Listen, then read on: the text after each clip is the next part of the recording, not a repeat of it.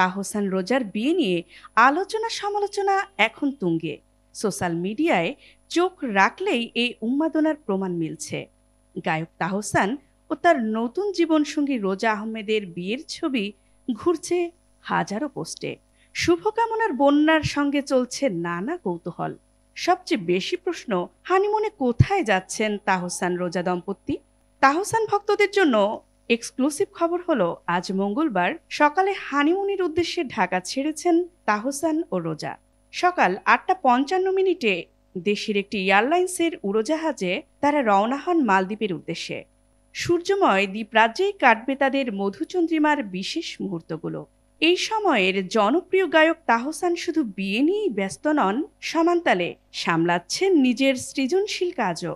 বিয়ের দুদিনের মাথায় নতুন গান নিয়ে হাজির হয়েছেন। একা ঘর আমার শিরোনামের গানটি লিখেছেন এবং সুর দিয়েছেন নিজেই। তার সঙ্গে কণ্ঠ মিলিয়েছেন সিথি সাহা। গানটি প্রকাশ করেছে অনুপম রেকর্ডিং মিডিয়া। গত সোমবার সন্ধ্যায় রাজধানীর একটি রেস্তোরাঁয় এই গান প্রকাশের অনুষ্ঠানে উপস্থিত ছিলেন তাহসান। সেখানে হলুদ পাঞ্জাবিতে হাজির হন তাহসান। ডান হাতের তালুতে জলজল করছে মেহেদিতে লেখা আর অক্ষর। এটা বলে দেওয়ার প্রয়োজন নেই যে এই আর তার স্ত্রীর রোজার নামের আদ্যক্ষর। অনুষ্ঠানে নতুন গান নিয়ে তাহসান বলেন, গানটা স্যাড ব্যালাড জনরার।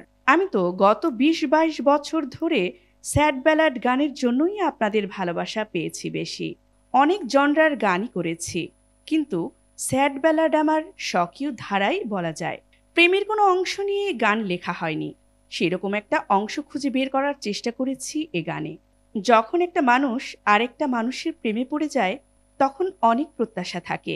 প্রত্যাশা পূরণ না হলে কষ্ট আসে, কিন্তু এমনও তো হয় আপনি যাকে ভালোবাসেন তার দেওয়া কষ্টটা আপনি পুষে রাখছেন, কষ্টে চুরমার হয়ে যাচ্ছেন, কিন্তু সেই ভালোবাসা থেকে মুখ ফেরাতে পারছেন না।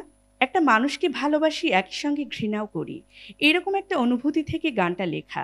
বিয়ে, নতুন গান এবং এখন হানিমুন, সব মিলিয়ে তাহসানের জীবন যেন এক রঙিন অধ্যায়। তার ভক্তরা অপেক্ষায় আছেন আরও নতুন গল্প, নতুন গানের। তবে আপাতত মালদ্বীপেই তাহসান রোজার সুখের মুহূর্তের জন্য রইল অসংখ্য ভক্তের শুভকামনা।